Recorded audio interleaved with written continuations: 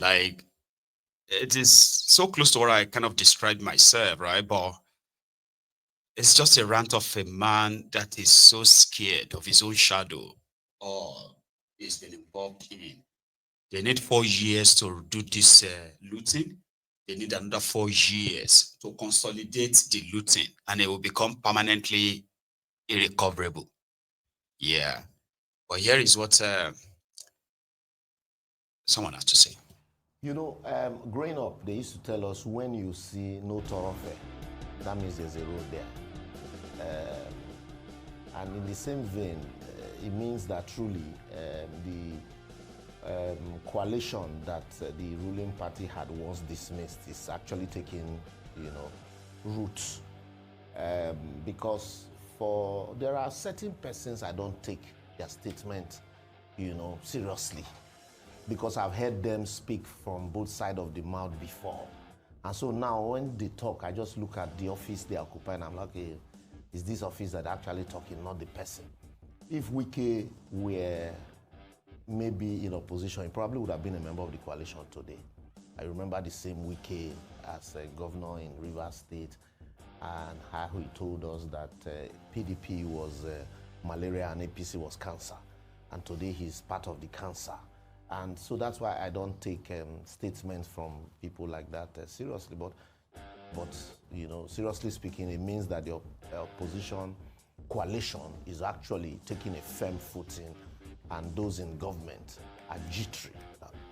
And if they are not jittery, then Wike won't be bothered about asking Nigerians not to take them seriously. Because if they tell you don't take somebody seriously, it means that people are actually considering taking that person seriously. And what Wike should be bothered about is there were campaign promises made. They should be bothered about how to deliver on those promises made and how to make life of the average Nigerian, more bearable and more affordable. And the opposition also should consistently put them on their toes and put pressure to ensure that Nigerians truly take them seriously. It is not what Wike will say or what rhetoric. It's no longer a matter of rhetoric because Nigerians really want to look at the difference. What are the alternatives? And this alternative is not just enough to say we want to send Bola Tinubu back to Lagos. Just like it happened during Goodluck Jonathan's time, anything but Jonathan. People are wiser now. People are also asking questions. And so this is an opportunity for Wike to now ride on those questions that people are asking, to say, yes, we want alternative, but let us have, plans and program. And then now that you're in government, you have the opportunity, you still have, close to 2 years to actually right the wrongs so that people can say, okay, yes, when they started their first 2 years was they fumbled and wobbled, but now, we can actually talk about them. It's not enough for you to just sit down and tell people, no, don't take them seriously. They are destabilizing, because you are also destabilizing. Just before the program, we were talking about the issue of renaming of streets and bus stops in Lagos. These are also destabilizing tendencies that should. Growing up, they used to tell us when you see no thoroughfare. Do you understand? So if you are not failing, there's likelihood of people not be interested in any opposition per se. But the failure of APC, which Tinubu said it will continue from where Buhari stopped, right, is something that has created more division in the country, and of course, more rebellious people who just wanted something different. Now, whether they are going to have it or not is a different ball game. Okay, so this afternoon I shared with us what Bashir Lawal said after their Northern Nigeria summit of their ADC. I want to add it to this, to this session before we continue. The opposition ADC concluded this meeting. What is it all about? What do you want to achieve?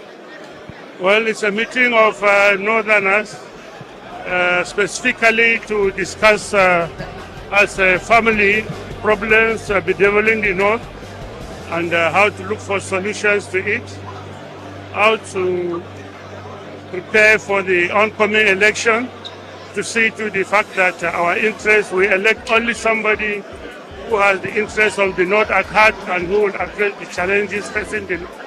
Because as it is, we are of the opinion that this government has no interest in solving problems bedeviling the North, be it infrastructure, be it peace, be it security. So we have to take the ball in our hands and work towards achieving solutions to our problems. So what are the resolutions from this meeting? Well, the solution is that we should go out and continue to organize Northerners, continue to pass on the messages that we've spoken here today so that our people from top to bottom will be united and take a single position in the coming election. What is the position of the stakeholder with regards to ADC as opposition coalition platform for 2027 election? Well, the truth of the matter is that we started out as what we call a consultative forum for northern politicians, but as the momentum was going on, it appears that the whole of the North have decided that they will join ADC. So now the distinction between what the National Political Consultative Group is and the ADC has blurred. So our people have encouraged us, have directed us, and have mandated us to organize ourselves in the manner that we will deliver whatever we want through the ADC. Is the North stakeholders willing to support the Northerners to succeed President Bola Ahmed Tinubu 2027? The ADC as a political party is a party that is founded on democratic principles. We are going to go to congresses and conventions to elect our representatives at the election. And whoever emerges, be it North, South, Central, West, whoever emerges at either the congresses or at the convention, ADC will support it. And the North. That's a Papa show. ADC will support anybody that emerge.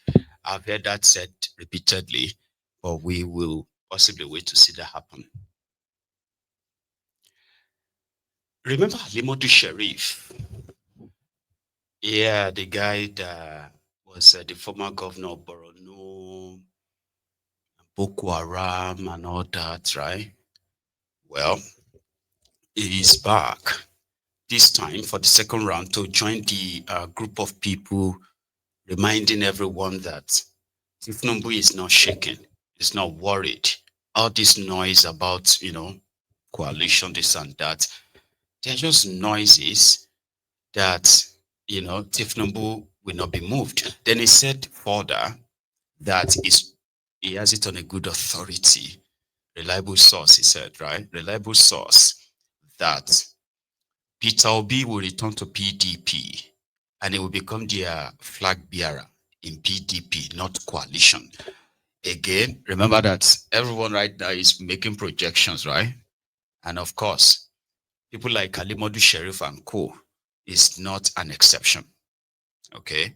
So, he went on to say that Tinubu, only two things will make Tinubu not be your president beyond 2027.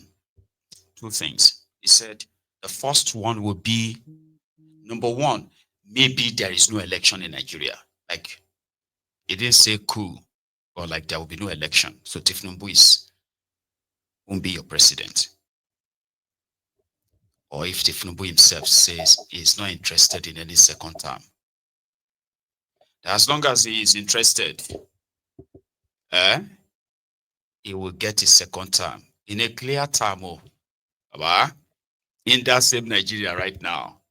Anyway, here, Modu Sheriff, with bloods in their, on their hands. They say, well, all of them get blood for their about numbers. Your party controlled Kano. Your party controlled Kaduna, but you lost it in 2023. Your party controlled Lagos. You lost it. The trouble about 2023 election, there's so many things that happen, and we know them. We have taken inventory. We have ever corrected it, but I can not tell you on television so that you go and tell our opponents that APC have already put together all their problems. We know where the problem lies, and we have already put the machinery in place to correct, and we have corrected a lot of them. Shaun, let me tell you, I am a practical... Senator, have you corrected the pains of Nigerians too? The pains... If you have politically corrected some of what did not make you win some states, the heart of Nigerians matter in winning them. Have you been able to correct this? Shaun, the problem about, you see, today, unfortunately, President Buhari is no longer alive. A lot of things I would have said, I will not talk, because once in my own religion, if somebody is dead, you pray for, that is, you pray for him. May Allah give him a Jannah Firdausu. President Tinubu, I'm not taking a brief for him. Shaun, I'm not in government. I'm a private person. But the party that produced His Excellency the President is a party that we worked for and will continue going to work for. I can tell you for free, the only thing that will stop President Tinubu from winning election in 2027 are only two factors. One, if there's no election in Nigeria. Two, if he decides not to run. Otherwise, politically, I look at reality. I don't go to Jamboree. I don't, you see, politics, you have to study politics. Politics is a different ball game. You are expert in your media. You can ask the whole question you like in the world. But when it comes to politics, I can teach you. Because you're a master in the game. Because I have practice. I've been practicing it. I have won election. I've been elected to the Senate, for your information, 3 times. I've been a governor twice. I have made people to win election. I mentor people. Therefore, when I'm talking to you politics, Shaun, I'm talking to you purely what is on the ground. And let me tell you something, Shaun, what you don't know. I travel across Nigeria by road. I have plane, but I choose to drive by road to see the reactions of the common man, what is happening. Are you seeing what the people are Whatever saying? we see, the pains of the Nigerian people. I'm happy that you travel by road. Yes, wherever. But do you see the pains of Nigeria? Wherever there's a problem, where there is problem, we try to advise and tell the president. But that's not for television. Are you able to? Have you spoken to the president on your last travel on the road and see the faces, the fallen faces, the pains of some of the Nigerian people, some who cannot feed? Some who have lost their jobs. These are not created by President Tinubu. Is it not a good thing that there are a lot of presidential material in that party? It's good. And they have the best to pick from. Who are they? There are about 3 or so that are looking for president. And see, Atiku has been a vice president of Nigeria. So for him, president or nothing. Peter Obi ran under Labour. His ambition is to become a president. For your information, the information available to me is that any moment from now, Peter Obi will go back to PDP and run as a presidential candidate under PDP. So that leaves Vice President Atiku and Amechi. Tell me which state they control. I want to ask you, you told me that the heavyweights, tell me the heavyweights. Nuisance leleyi. He is also a former chairman of PDP, by the way. So he didn't list that as part of his CV. Ali Modu Sharif, Boko Haram sponsor. You know, Nigeria get system where they harbor these rogues, and he's very confident. But did you hear the part of that lie? This guy was a governor of a supposed poor Borno state. Not only that he looted the place, he ensured that the Boko Haram you are witnessing today, they actually have a foothold in that place to what it's become now. You know, because they were pushing their Sharia, what have you done? You know, they are politicized Sharia. He has a private jet, probably two. Former governor of a state, a former senator. He's got two private jets. It's not got any known business. Not any known business. He's the CEO of, Green Bulb. This special bulb that catches all, insects and all that. Is the one that invented it. Oh, he's got two private jets. So he's got this and that. So he only ventured into politics. So no. These are those, the criminals.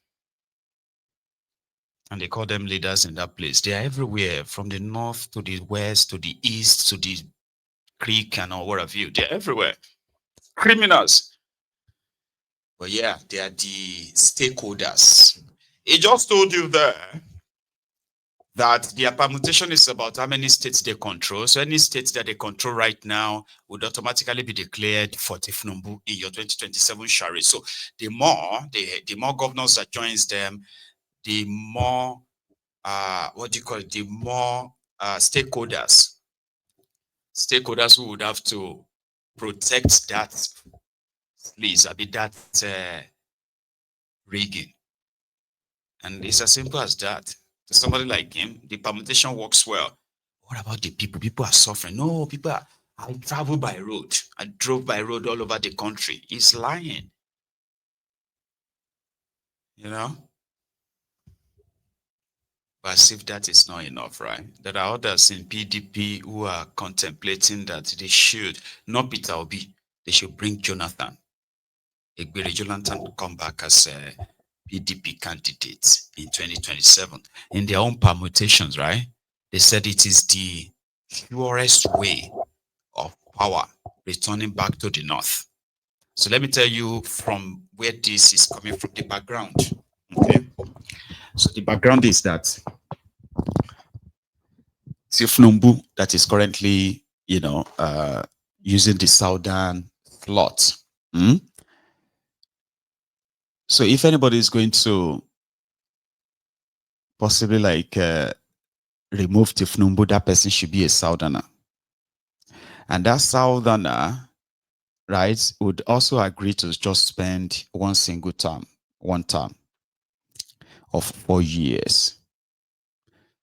And power can now return back to the north. So those who are the political players and all of that stuff in that place, so they are permutating like, okay, hang on, no. If they allow Tinubu to just do his 4 years, everybody we won't die, we won't live. In 4 years' time, after 2020, in 4 years' time, they will present somebody from them and they will have the power. But they are worried that the Tinubu that they know, if he manages to be your president twice, that is it. Lagos will be replicated in Abuja.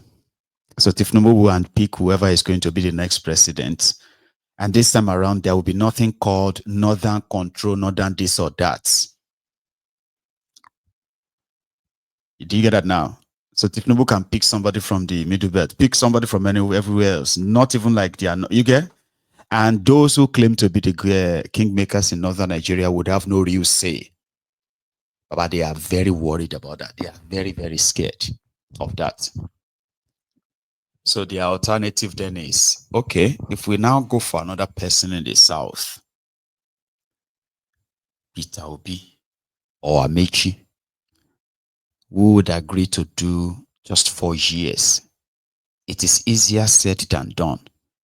If you agree that Obi should do 4 years and give the power back to the northern Nigeria in that kind of arrangement, that will be because Obi has no executive power yet. When he becomes the president of Nigeria, it won't be that easy to just say, yeah, come out. And with the caliber or the kind of person Obi is and his followers who are so organic, he cannot be intimidated by this north, that, if he has the presidential power.